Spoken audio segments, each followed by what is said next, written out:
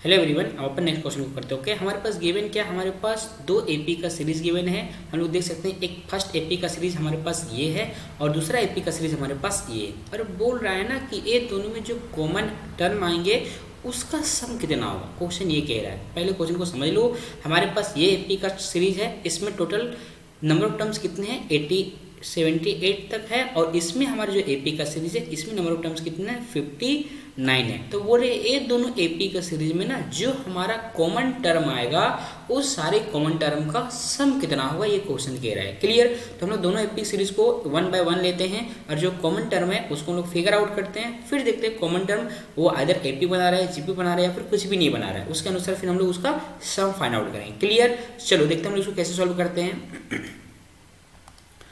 तो जो हमारे पास है उसको ले लेते हैं, जस्ट अ सेकेंड। हम लोग जो पास है उसको हम लोग उसको सॉल्व करने की कोशिश करते हैं। हमारे पहला जो एपी का सीरीज है 3, 6, 9, 12 कितने तक है, अप टू 78 टर्म। ओके, तो हम लोग क्या करते हैं ना, इसका 78 टर्म को निकालते कि क्या हो। उससे पहले देखते हैं इसका हमारा फर्स्ट टर्म क्या है। हमारे पास a इज इक्वल टू है 3 और common difference c d is equal to कितना, हमारे पास सी डी मान लो तो डी, सी डी लिखो या फिर डी लिखो, कॉमन डिफरेंस इन शॉर्ट हम लोग डी लिखते हैं। और हमारे पास d इक्वल टू कितना, d इक्वल टू हमारे पास 3 है। क्लियर। हमारे पास a और d का वैल्यू पता है, तो अपन क्या करते हैं, हम निकालते हैं 78 टर्म। तो हमारे पास a 78 कितना हो जाएगा, a plus 78 minus 1 two 77 into 3। आपको ये पता होगा, हम इस कॉन्सेप्ट का यूज कर रहे हैं। an इक्वल टू होता है a plus n minus 1 into D. Clear. तो यहाँ पे a का वैल्यू प्लग करते हैं, हमारे पास 3 प्लस इसको मल्टीप्लाई करते हैं, हमारे पास हो जाएगा 1 और 3 से करेंगे तो 21 और 2 23, इसको ऐड करेंगे तो हमारे पास बनेगा 234। हमारे पास a 78 हो गया हमारे पास से। ओके, तो हमारे पास सीरीज क्या बन रहा है, जो एपी का सीरीज हमारा बन जाएगा यहाँ पे 3, 6, 9, 12, कहाँ से जाएगा, ये लास्ट हमारा टर्म रहेगा 234। अब हमारे पास जो सेकंड एपी का सीरीज है ना, हम लोग उसको लेते हैं। क्लियर। हमारे पास सेकंड एपी का सीरीज है 5 plus, just a second, 5 plus I think 9, yes 5 plus नहीं है, कोमा है, जस्ट अ सेकेंड, यहाँ पे प्लस नहीं, यहाँ पे कोमा है। क्लियर। हमारे पास है 5, 9, 13, 17 और ये कितने टर्म तक है, अप टू 59 टर्म। तो हमने क्या, अपन क्या करते हैं, A59 निकालते हैं। क्लियर। हमारे देखते हैं A59 टर्म क्या बन रहा है। अब उससे पहले इसका देखते हैं फर्स्ट टर्म क्या हमारे पास, इसका फर्स्ट टर्म है हमारे पास, फर्स्ट टर्म हमारे पास मान लेते हैं a इज इक्वल टू कितना हमारे पास 5 और d कॉमन डिफरेंस कितना हमारे पास 4। हमारे पास A59 कितना हो जाएगा, जस्ट अ सेकेंड हम अच्छे से लिख देते हैं ताकि आपको कन्फ्यूजन ना हो। तो ये हो जाएगा हमारे पास A59 इज इक्वल टू हो जाएगा a plus n minus 1 into D. हमारे पास a का वैल्यू है कितना 5 प्लस n का वैल्यू कितना 59 माइनस 1 इंटू डी का वैल्यू कितना हमारे पास 4।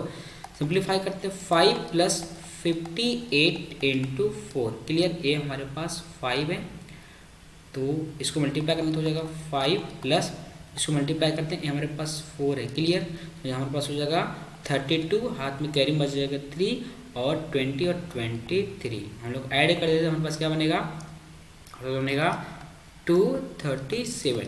हमारे पास आ गया A59 इज इक्वल टू इतना आ गया। तो हमारे पास जो सीरीज बन जाएगी क्या बनेगा 5, 9, 13, 17, इस टाइप से खा दिया जाएगा हमारे पास 237 तक आया। ओके, अब अपन को क्या करना है ना, जो हमारे पास ये सीरीज बना O वाला और जो हमारे पास ये सीरीज बना A वाला, दोनों में जितने कॉमन टर्म्स हैं उसके सम निकालना पड़ेगा। ओके, तो हम लोग सबसे पहले देखते हैं पहला कॉमन टर्म क्या है। पहले उससे पहले हम सीरीज को एक जगह पे लिख देते हैं ताकि आपको कन्फ्यूजन ना हो। एक सीरीज ये है हमारे पास और दूसरा हमारे पास क्या है 3, 6, 9, 13, 13 है 12 है 12, 15, ये कहाँ तक जा रहा है हमारे पास 234 तक जा रहा है। क्लियर।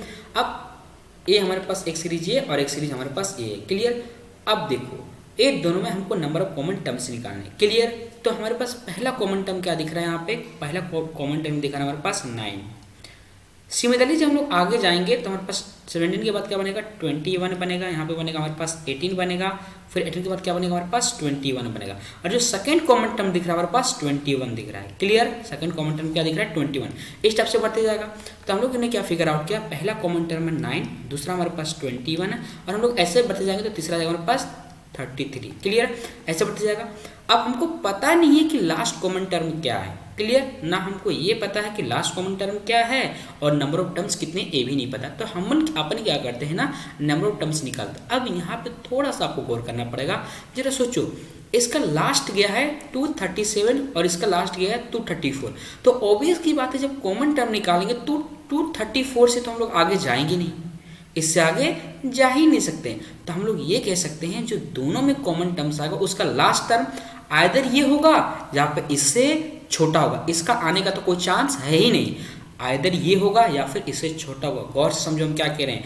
यदि ये दोनों में कॉमन टर्म निकाल रहे हैं तो जो हमारा कॉमन टर्म आएगा उसका जो लास्ट टर्म होगा आइदर ये वाला होगा या फिर इससे छोटा होगा। क्लियर, तो हम लोग इसको ऐसे लिख सकते हैं।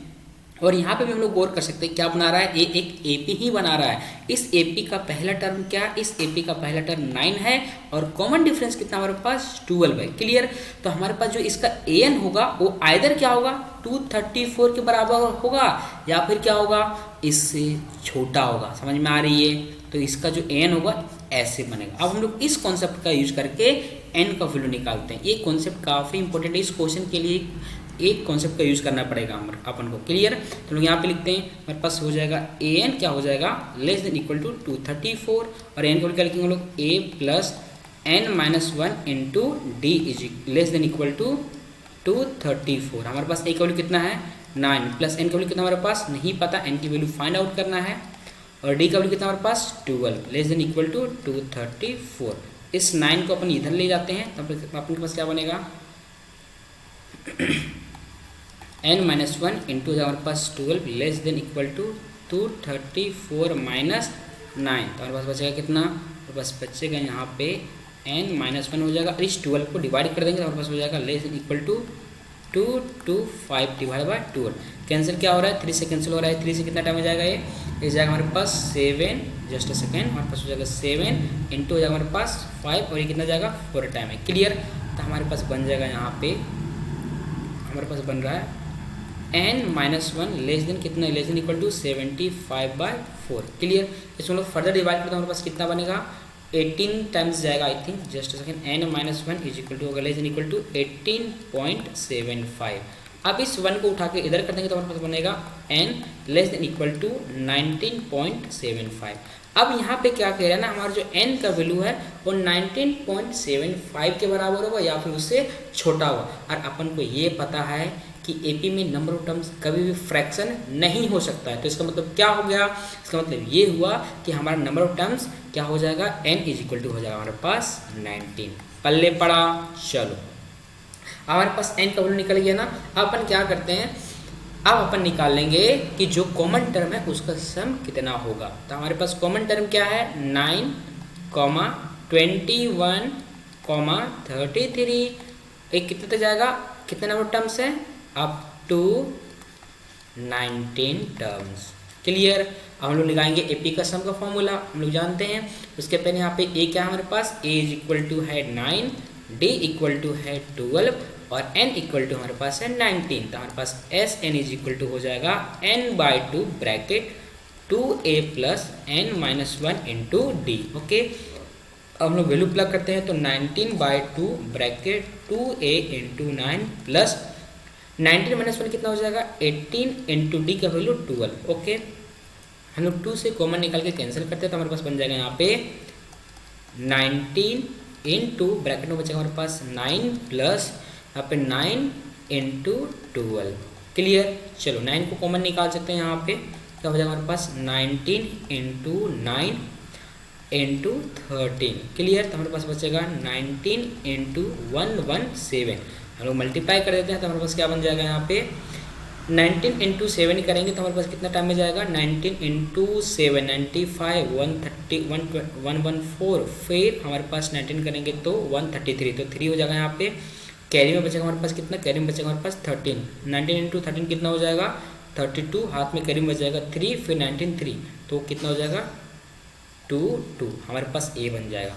पल्ले पड़ा तो अपन के पास क्या आ गया ना, अपन के पास S N is equal to आ गया 2 2 3, ये हमारे पास हो जाएगा फाइनल आंसर। एन की जब कितना पर 19, तो हम लोग ऐसे लिख सकते हैं एस 19 इज इक्वल टू 2 2 2 3, हमारे पास हो जाएगा ये वाला फाइनल आंसर। हम लोग देखते हैं कौन सा ऑप्शन हमारा करेक्ट है, जस्ट अ सेकेंड, हम लोग देखते हैं कौन सा ऑप्शन हमारा करेक्ट है। तो हमारे इंटीजर टाइप है, तो हमारा फाइनल आंसर क्या हो जाएगा, हमारे पास हो जाएगा 2 2 2 3, हमारे पास ये हो जाएगा फाइनल आंसर। ओके चलो बाय बाय।